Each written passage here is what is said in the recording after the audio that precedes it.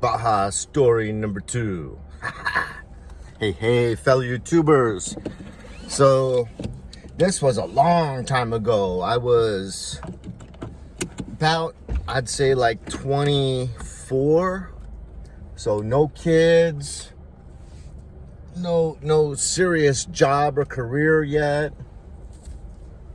Just basically, good times. But,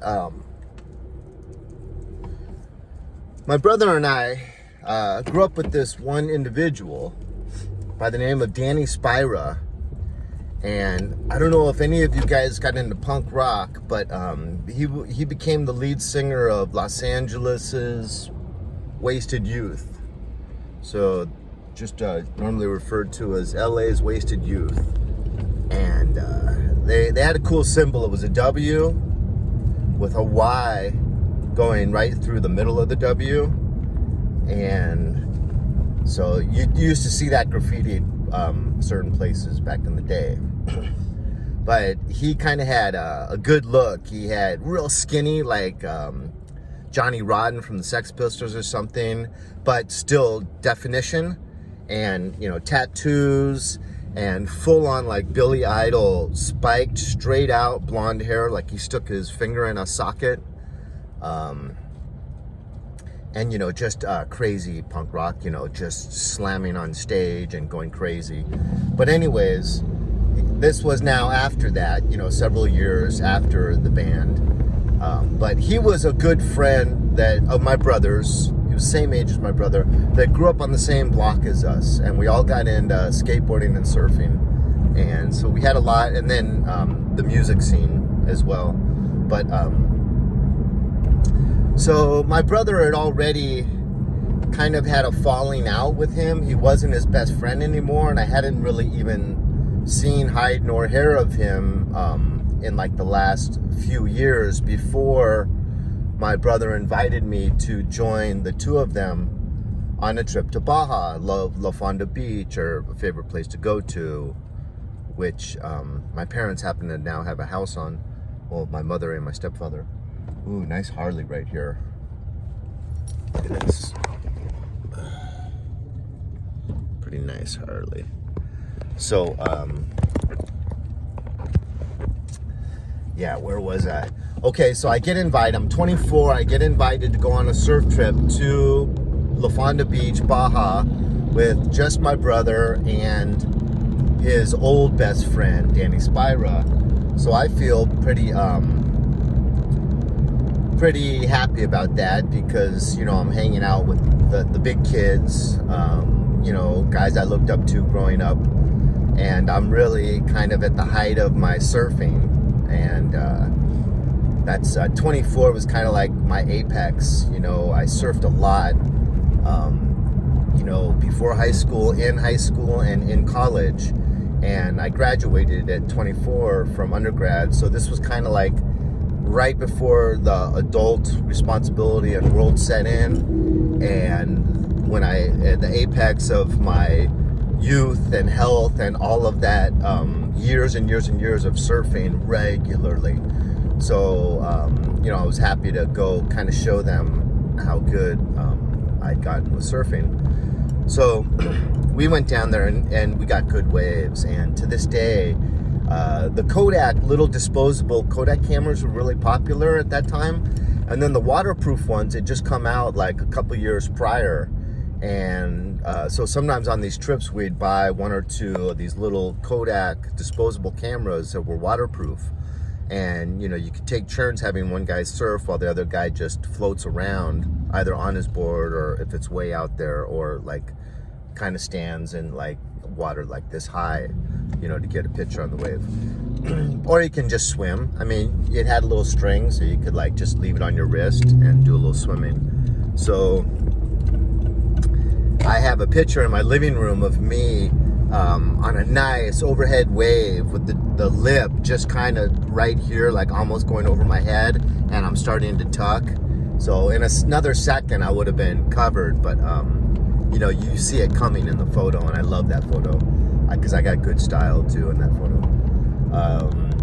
So it came from that weekend, that photo. But so we went down there and we had surfed, we went down maybe Friday night, and then we had surfed pretty much all, several times Saturday. And then we went into Porto Nuevo, which is a little town that had always been there, but not a town really, just a little like tourist trap. But they really went crazy with lobster restaurants. So that wasn't really the theme, but once that became the theme, it became a much, much bigger tourist trap. So they opened up all those Tijuana-style little shops that sell souvenirs, and they all sell exactly the same thing.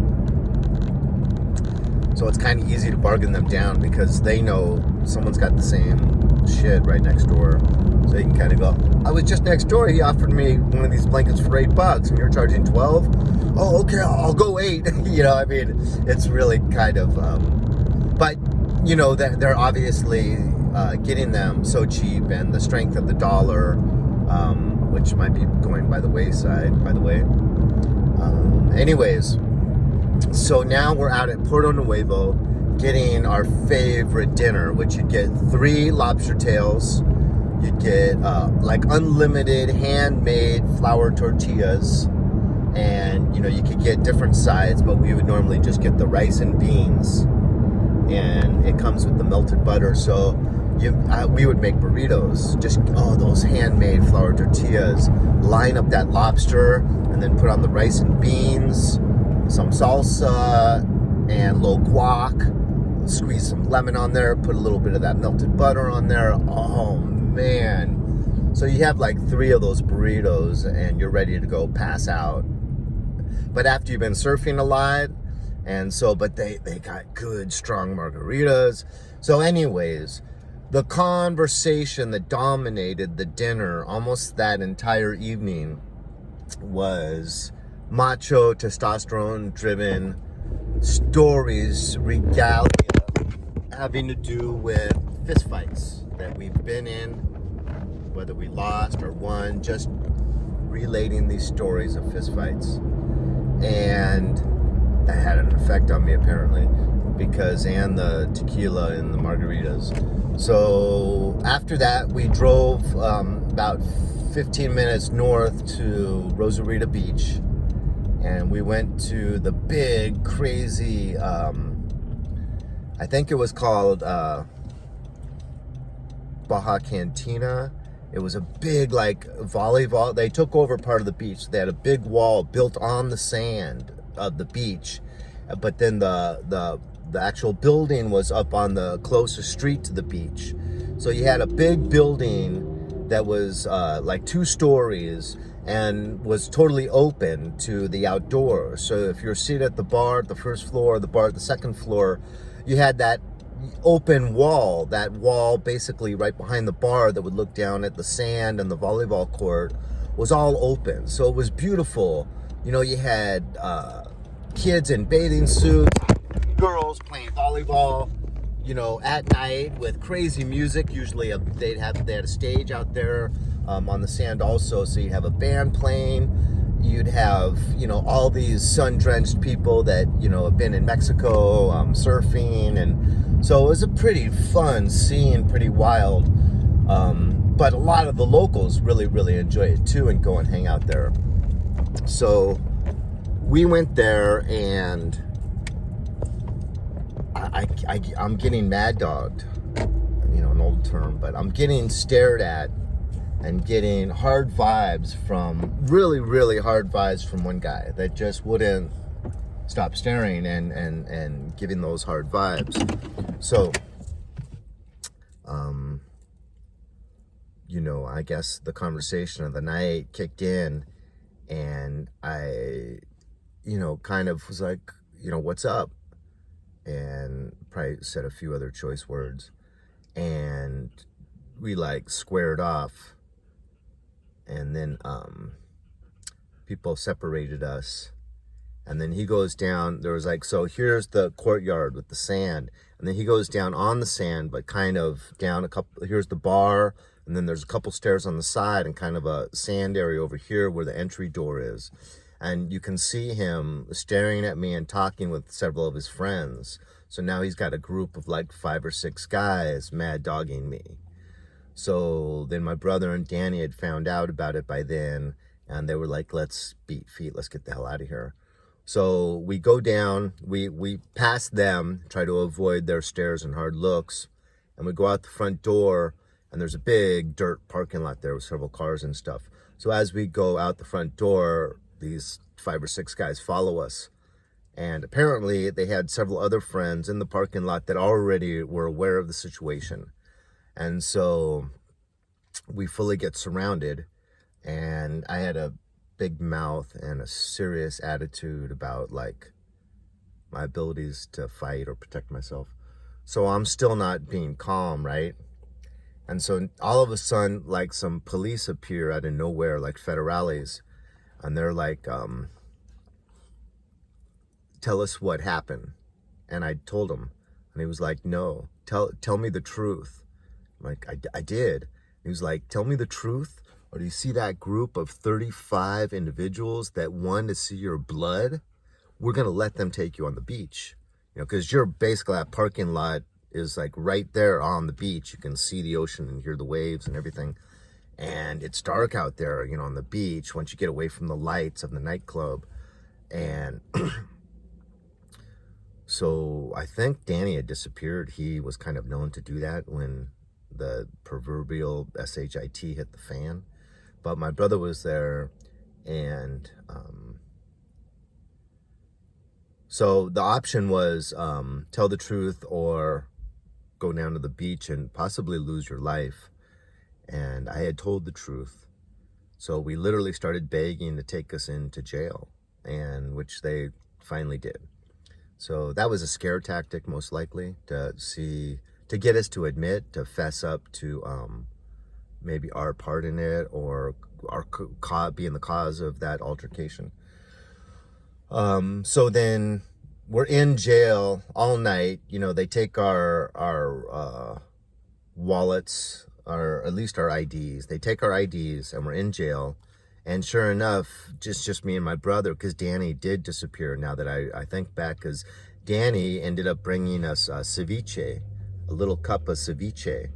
And, oh no, that was provided by the jail, actually. The people provided like one little cup of ceviche for like 8 guys in this one sale. And so then we asked Danny to go get our own ceviche. So then he came back with a cup for, I think, me and my brother's share, with some like typical like old white crackers. So, but then that night, there's only 2 slabs that are like beds, just concrete slabs, no blanket, no anything. And there were already people sleeping there. And so I'm like, I mean, I woke up speaking the best Spanish of my life, because I mainly didn't sleep all night. I was intoxicated, and I was talking to these locals in Spanish most of the night. And I would do push-ups, and because it was kind of intimidating, and we were getting a few hard looks from certain individuals. So I was being loud and kind of brazen on purpose and doing push-ups, and there was even a bar I was doing pull-ups to kind of, you know, I surfed a lot, so I was in good shape, and to kind of flex and get my adrenaline into the muscles, so I even looked bigger and more intimidating than how I would look if I hadn't been working out. So I was doing that, talking, lifting, you know, chin-ups, push-ups, talking. But then, you know, like 3:30 in the morning, 4 in the morning, I finally just crashed. And so I just kind of forced my way onto this bed next to one of these Hispanic individuals. And then my brother loves telling this story. I ended up like fully snuggling with him, like just in my drunken stupor and sleeping. I encased him. I even like apparently lifted a leg up over him, and he was like getting irritated. My brother was still awake, so this is through him. He'd like push my leg off and throw my arm off. And after like 15 or 20 minutes, he was just like, pinche cabron, and got up, and I had the whole bed to myself for the rest of the early morning. And then that's when we had the ceviche. And then finally, Danny goes and gets some money, and we get bailed out. But they didn't give us our IDs, and they're like, you're free to go. And We were like, well, what about our IDs? And they're like, just go. You're free to go. And then like that guy got like a phone call and he went up to like the front desk and had his back facing us. I was so brazen. I mean, I'm surprised I didn't really have more death possibilities in my younger years, because I just like, oh no, F this. I saw them put it in the office. And my brother's like, don't go back there. We got to get out of here. I'm like, bullshit. And so Mark's standing there by the entry to the jail cell, which is a doorway. We're in a hallway. At the other end of the hallway is this individual addressing something with his back towards us. And then down this hallway is the office where I saw them take our IDs or wallets. I think it was maybe, I'm not sure if his IDs are full wallets, but I go in there, I'm like, F this. And I start pulling drawers open, which is making noise. So my brother's like getting really nervous, like, don't do that. Come on, leave him. Let's go. And I'm like, no. And sure enough, I see our IDs. So I grab his ID and my ID and I put them in our pocket. And without the guy noticing, so we leave without that being an additional problem. And then we go surfing, get some tacos and go surfing. But so be careful if you're in Mexico and you're eating great dinner after surfing all day and you start telling macho testosterone driven stories about fistfights, and then you go out to a nightclub where you're getting mad dogged. That's the scenario that you need to stay away from. I talk from experience, because they took all our money. We spent the whole night in jail, but it makes for a great story. Stories, to make a great story, it usually costs a little bit of skin, maybe a little bit of dinero. It costs to get these good stories. But I do love how one of your worst days can end up being one of your best stories, And life is meant to be lived. And if you don't have some scars and stories that people don't believe, but definitely happen, I think that means you kind of embraced your life down here on earth. I love how the Bible and religious people always talk about, the sins of your youth. I think God kind of understands when we're so full of hormones and youth. We want to prove ourselves in every way, and sometimes that involves sin even. And I think there's a little bit more tolerance from the man above, when we're having our sins of our youth.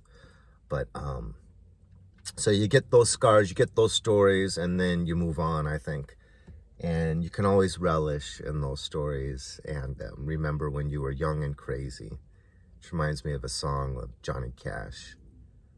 But God bless, and share your stories of your youth when we were young and wild and crazy. And spend a night in the Pokey down in Baja. It makes for a great story. Take care, everyone. Adios, amigos.